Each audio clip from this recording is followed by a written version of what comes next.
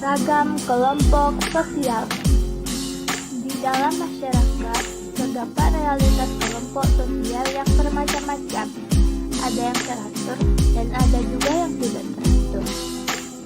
Adapun kelompok sosial yang teratur adalah kelompok yang sengaja dibentuk, yang memiliki struktur yang jelas, memiliki nilai dan norma, dan interaksi di dalam kelompok tersebut diatur oleh nilai dan norma. Yang pertama, kelompok primer dan sekunder. Kelompok ini berdasarkan pada teori Charles Horton Cooley. Kelompok primer merupakan yang di dalamnya terjadi interaksi antar anggota yang cukup dekat dan hubungan anggotanya cukup erat dalam kehidupan. Kriteria kelompok primer. Interaksi dalam kelompok ini cukup tinggi. Tingkat keintiman yang terjalin di antara anggota kelompok primer sangat erat dan dekat. Kelompok primer cenderung bersifat permanen. Sifat yang terjalin dalam anggota dilandasi atas hubungan sukarela, memiliki kesamaan tujuan, dan mengedepankan sikap kekeluargaan serta penuh simpati. Contoh kelompok sosial primer adalah keluarga. Kelompok sosial sekunder adalah kelompok sosial yang terdiri banyak individu.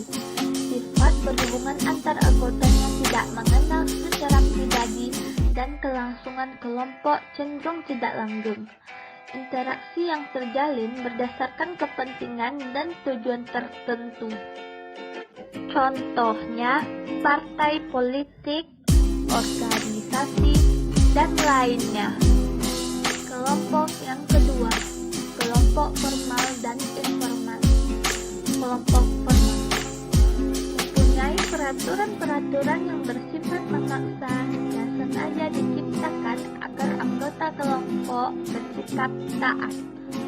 Hubungan yang terjalin tidak bersifat pribadi, persamaan visi dan misinya menyebabkan kelompok formal hanya mengajar tujuan tertentu. Persamaan visi dan misi terhadap tujuan kelompok menjadi ciri khas kelompok formal. Pada perkembangan saat ini, sebagian besar hubungan antar anggota dalam organisasi formal mengarah pada hubungan tidak bersifat pribadi dan memiliki birokrasi yang jelas. Contohnya, dokter, tentara. Kelompok informal. Kelompok informal adalah kelompok sosial yang terbentuk dengan sendirinya, sehingga kelompok ini tidak memiliki tujuan yang jelas. Pertemuan yang sering terjadi antara anggota kelompok ini menjadi latar belakang terbentuknya kelompok informal. Contohnya, arisan, pengajian, dan lainnya. Kelompok yang ketiga, kelompok in-group dan out-group. Kelompok in-group merupakan kelompok yang dilandasi oleh faktor simpati dan kedekatan secara pribadi dengan anggota kelompok lainnya. Sifat ini muncul ketika individu berinteraksi dengan sesama anggota kelompok. Anggota kelompok yang memiliki perasaan in-group cenderung bersikap ramah, sopan, dan membela habis-habisan ketika anggota kelompoknya diserang kelompok lain. Contohnya, pramuka. Kelompok out-group. Kelompok ini ditandai dengan rasa antagonisme atau antipati terhadap kelompok lain. Adanya perasaan antipati terhadap kelompok lain dapat berubah menjadi antagonisme atau sikap menilai unsur-unsur budaya lain dengan mengicu pada kebudayaan sendiri. Kelompok ini terbentuk dengan adanya orang yang berada di luar kelompok in-group dianggap tidak memiliki kesamaan minat atau tujuan. Contohnya, PKI, anak pang. Maksud anak pang ini, kalau mereka menganggap di luar kelompok mereka ada yang jadi rival. Kelompok yang terakhir, kelompok paguyuban dan paten bayan. Kelompok paguyuban merupakan kelompok kehidupan bersama anggota masyarakat yang ditandai dengan hubungan batin murni, alami, dan kekal. Ikatan yang terjalin di anggota kelompok atas dasar rasa cinta dan kesatuan batin yang kuat.